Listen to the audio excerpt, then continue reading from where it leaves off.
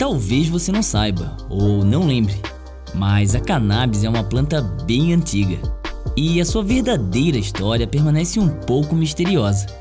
Hoje, no Laboratório 2000, vamos conhecer a origem e o futuro da maconha no Brasil.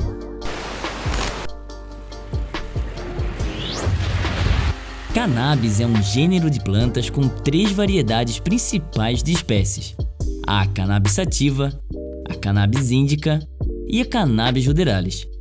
Ainda assim, há quem defenda que todos os tipos podem ser tratados como uma única espécie, a Cannabis sativa. O termo sativa, por sinal, vem do latim e significa cultivado ou plantado. Por isso, várias plantas que você conhece muito bem possuem a palavra sativa em seu nome científico, como a alface, a rúcula e até o arroz. A planta também é conhecida como cânhamo, ou hemp em inglês. Essa é uma variedade da espécie Cannabis sativa que é cultivada especificamente para o uso industrial de seus produtos derivados, como papel, roupa, plástico, tinta e até combustível. O cânhamo é, possivelmente, uma das primeiras plantas a serem cultivadas pelos seres humanos. No Japão, há registros dela sendo utilizada como fibra de corda e fonte de alimento há quase 10.000 anos atrás. Mas e a maconha? A marihuana, Mary Jane ou Beck? Bom, a parte mais consumida da cannabis são as flores, folhas e caules secos da planta feminina, que pode ser fumada, vaporizada, comida e até dissolvida em uma bebida de alto teor alcoólico chamada Green Dragon. A maconha tem efeitos mentais e físicos, deixando a pessoa para cima ou chapada, além de aumentar o humor e a fome.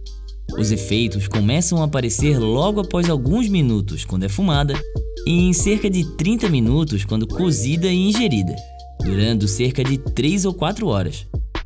É a droga ilegal mais utilizada no mundo, e os países com maior uso entre adultos são a Zâmbia, os Estados Unidos, o Canadá e a Nigéria. Mas qual a origem da maconha? Quando o ser humano descobriu que fumar essa planta deixava doidão? Bom, de acordo com evidências encontradas algumas semanas atrás, pessoas já fumavam maconha há 2.500 anos, no oeste da China, nas montanhas Pamir. Os pesquisadores analisaram antigos rituais funerários e os resultados não só deram positivo para a cannabis, como demonstraram alta quantidade de THC, ou tetrahidrocannabinol, a principal substância psicoativa encontrada nas plantas do gênero cannabis. E embora plantas e sementes tenham sido encontradas em outros sítios arqueológicos da mesma região e período de tempo, não estava claro se essa versátil planta tinha sido utilizada para fins alucinógenos, até agora. Outra coisa que podemos afirmar é que a planta ficou restrita ao Oriente durante muitos anos. Não existem registros da presença da cannabis no Ocidente até o século XVI. Nos últimos 100 anos, porém, a posse, uso e cultivo de cannabis virou atividade ilegal na maioria dos países do mundo. Em 2013, o Uruguai se tornou o primeiro país a legalizar seu uso recreativo. E à medida que a maconha é cada vez mais vista como um problema de saúde pública e menos como uma atividade criminal, outros países seguem legalizando ou descriminalizando, como os Estados Unidos, o Canadá, África do Sul, República Tcheca, Colômbia, Portugal, México e Equador. Será que o Brasil vai ser o próximo? A cannabis existe por aqui desde 1800 e pouco, trazida pelos colonizadores portugueses, provavelmente com o intuito de cultivar a fibra do cânhamo. Essa é, inclusive, uma das origens da palavra maconha, um anagrama da palavra cânhamo. Atualmente, é proibido cultivar a planta em território brasileiro, mas nos últimos anos, a Anvisa e o Poder Judiciário já deram alguns passos no sentido de liberar o cultivo da planta para fins medicinais e científicos. E no final de julho, a Anvisa realizou uma audiência pública em Brasília, como parte de mais uma etapa do processo de debate sobre a regulamentação do plantio da maconha medicinal e do uso da planta para a produção de medicamentos e estudos científicos. A ideia é que, ao regulamentar o cultivo da planta, caia o custo da produção de medicamentos com base na cannabis sativa e que se reduza também o número de ações judiciais para a compra de remédios não registrados no Brasil. Caso a regulamentação seja aprovada pela Anvisa, estima-se que, em até 3 anos, 3,9 milhões de pacientes sejam beneficiados pelos medicamentos.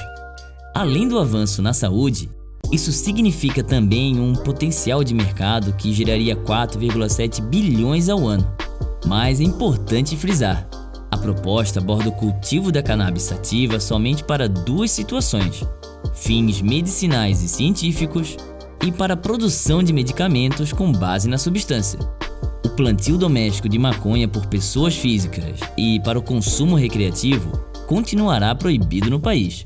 Apenas empresas poderiam cultivar a planta em ambientes controlados, sob supervisão da Anvisa e de autoridades policiais, e a venda seria feita diretamente para a indústria farmacêutica ou entidades de pesquisa.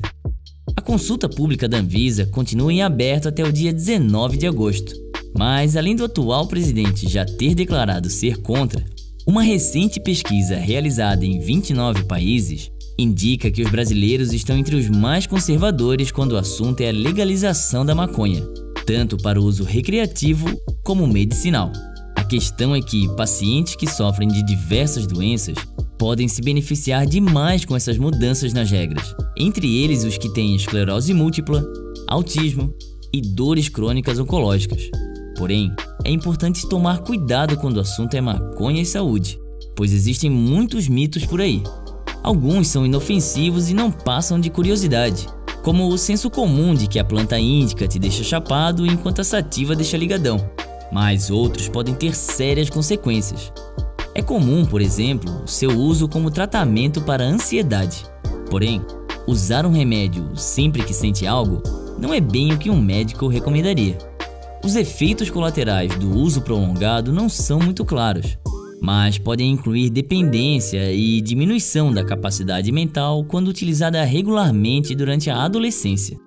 Não existem, porém, evidências de que a cannabis possa contribuir com doenças cardiovasculares, pulmonares ou aumentar o risco de câncer. Mas é importante notar que a fumaça da maconha contém milhares de compostos químicos, assim como a fumaça do tabaco, e mais de 50 substâncias cancerígenas. Além disso, a fumaça da cannabis também é inalada mais profundamente que a fumaça do tabaco. Um estudo recente descobriu que o consumo de cannabis durante a gravidez duplica o risco de parto prematuro, bem como aumentam as chances de deslocamento da placenta, uma rara porém séria complicação. Enquanto um outro estudo descobriu que a maconha ajuda a reduzir o consumo de álcool e medicamentos sujeitos à receita médica. Entende a importância da pesquisa científica da maconha? Existem poucas evidências de que o uso da cannabis sativa reduza náuseas e vômitos durante a quimioterapia, que abre o apetite em pessoas com AIDS, ou que trata dores crônicas e espasmos musculares. As pesquisas atuais são insuficientes para tirar conclusões sobre segurança e eficácia, justamente por causa da proibição. É difícil dizer, por exemplo, quanto você precisa para obter o efeito desejado, bem como se é melhor inalar ou tomar via oral. Pois é, esse é um assunto que ainda vai dar muito pano para manga. E você, é contra ou a favor do uso medicinal e recreativo da maconha? Comenta aí. Um abraço e até a próxima!